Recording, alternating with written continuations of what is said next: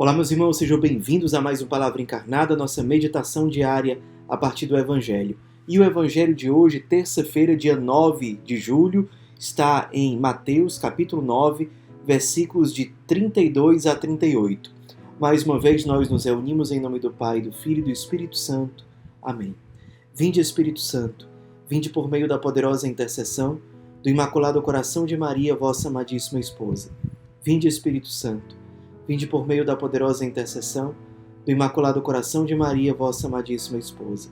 Vinde, Espírito Santo, vinde por meio da poderosa intercessão do Imaculado Coração de Maria, vossa amadíssima esposa. Diz o Evangelho de hoje. Naquele tempo, apresentaram a Jesus um homem mudo, que estava possuído pelo demônio. Quando o demônio foi expulso, o mudo começou a falar. As multidões ficaram admiradas e diziam: nunca se viu coisa igual em Israel. Os fariseus, porém, diziam: é pelo chefe dos demônios que ele expulsa os demônios. Jesus percorria todas as cidades e povoados, ensinando em suas sinagogas, pregando o evangelho do reino e curando todo tipo de doença e enfermidade. Vendo Jesus as multidões, compadeceu-se delas, porque estavam cansadas e abatidas, como ovelhas que não têm pastor. Então disse a seus discípulos: a messe é grande, mas os trabalhadores são poucos. Pedi, pois, ao dono da messe que envie trabalhadores para a sua colheita. Meus irmãos, nós hoje, em comunhão com toda a igreja, especialmente com toda a igreja do Brasil, celebramos Santa Paulina, uma santa que viveu no Brasil. Por isso fica o convite especial para você acompanhar também o Inspira Santo do dia de hoje, dia 9 de julho. E em relação ao Evangelho de hoje, nós temos aqui, no início do Evangelho, Jesus curando um homem mudo. E é interessante que a mudez desse homem, ou seja, esse homem que não consegue falar, é mudo, a mudez dele está relacionada ao fato de ele estar possuído por um demônio. Quando esse demônio é expulso desse homem, ele começa a falar. E esse mudo, que é mudo por conta da possessão demoníaca, ele lembra para nós aquelas pessoas que, por conta do pecado, por terem caído na tentação, por serem escravos do mal, do pecado, essas pessoas deixam de falar. Deixam, por exemplo, de professar a fé.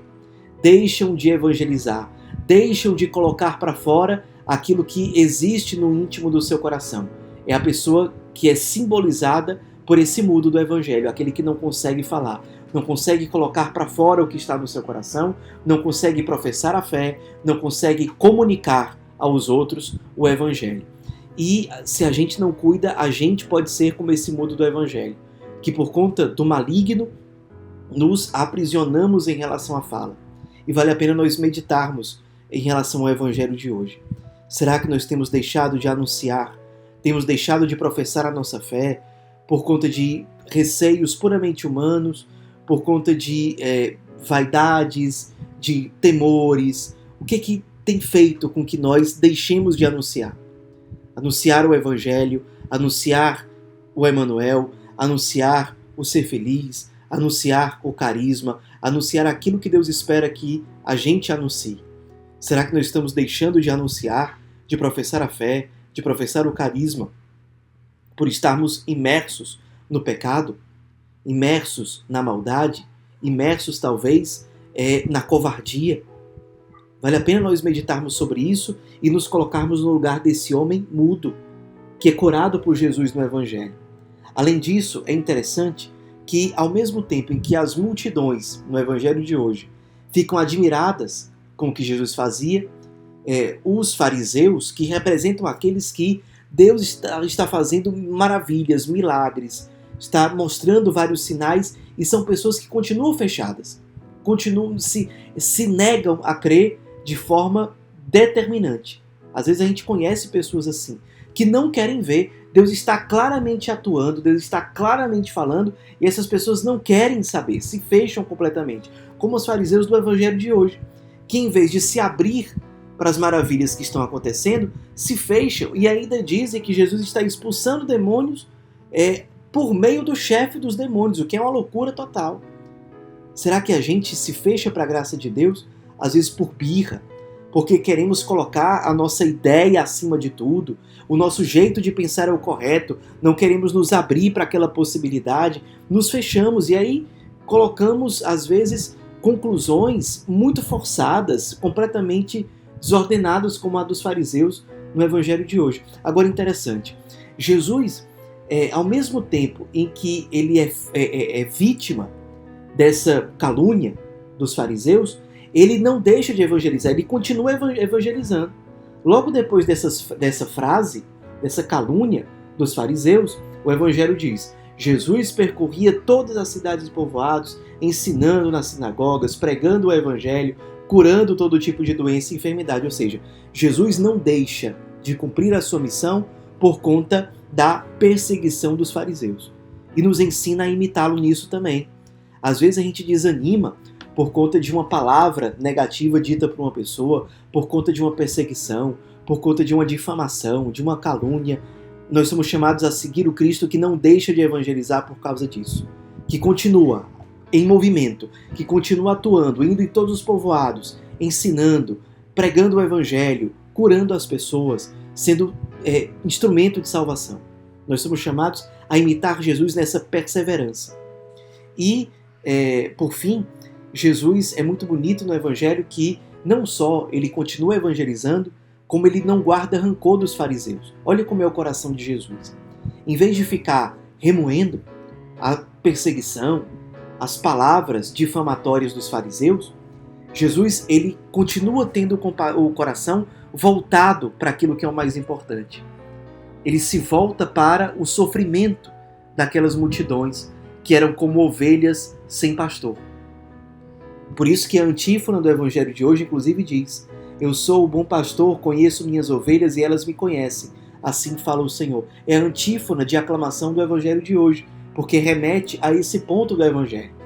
Jesus, diz o evangelho, ele se compadeceu das multidões. Aqui a palavra grega significa sentir até as entranhas. Significa compadecer-se. Aqui no evangelho, no literal do grego, significa sentir até as entranhas. É o amor de que a gente tanto fala no nosso dia a dia, a partir da nossa espiritualidade. É assim que Jesus se coloca diante das multidões. Ele não perde tempo remoendo a perseguição, a calúnia dos fariseus, como às vezes a gente faz. Em vez da gente continuar fazendo bem, evangelizando, servindo, se consumindo, a gente gasta o nosso tempo remoendo o que de ruim falaram sobre nós. Jesus não é assim no evangelho. Os fariseus não são capazes, eles não têm o poder de fazer com que Jesus mude o seu foco, que é a salvação das pessoas, que é a redenção. O coração de Jesus continua puro, querendo evangelizar, cheio de parresia. Um amor que brota das entranhas, ou seja, do mais íntimo do Cristo, que diz: a messe é grande, mas os trabalhadores são poucos. Pedi, pois, ao dono da messe que envie trabalhadores para a sua colheita. Jesus se compadece das multidões desde as suas entranhas, desde o seu mais íntimo, por conta daquela multidão que era sofrida, porque era como ovelha sem pastor.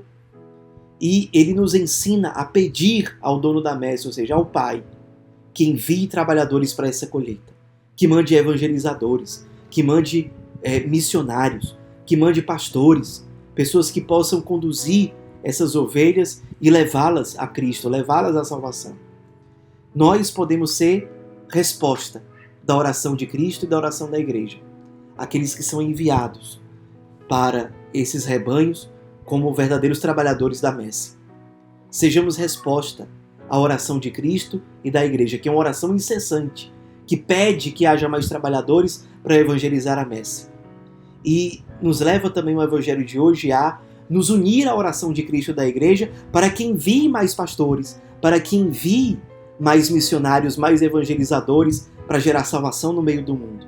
E nos leva também a perguntar: será que nós, assim como Cristo, temos a preocupação de formar, de preparar mais pessoas para a evangelização? Nós temos formado novas lideranças? Temos formado novos evangelizadores? Como é que tem sido essa nossa preocupação? Ou será que a gente quer centralizar tudo em nós? Só eu que devo falar, só eu que devo formar, só eu que devo liderar? Não. Nós somos chamados como Cristo a querer mais pessoas para evangelizar e, portanto, formar pessoas. Será que temos feito isso? Será que temos gasto o nosso tempo para formar novos evangelizadores, novos missionários, novas pessoas para estarem à frente, junto conosco, junto com aqueles que Cristo quer, que Cristo preparou, que Cristo enviou? Será que nós temos formado novos líderes, novos missionários, novos evangelizadores para serem enviados por Deus para essa messe que precisa tanto, de tanta ajuda, de tanto cuidado, de tanto pastoreio? Guardemos tudo isso no nosso coração a partir do Evangelho de hoje, que é tão rico. Peçamos à Virgem Maria que interceda por nós e nos ajude a encarnar essa palavra na nossa própria vida. Ave Maria, cheia de graça, o Senhor é convosco. Bendita sois vós entre as mulheres, e bendito é o fruto do vosso ventre, Jesus. Santa Maria, Mãe de Deus, rogai por nós, pecadores, agora e na hora de nossa morte. Amém.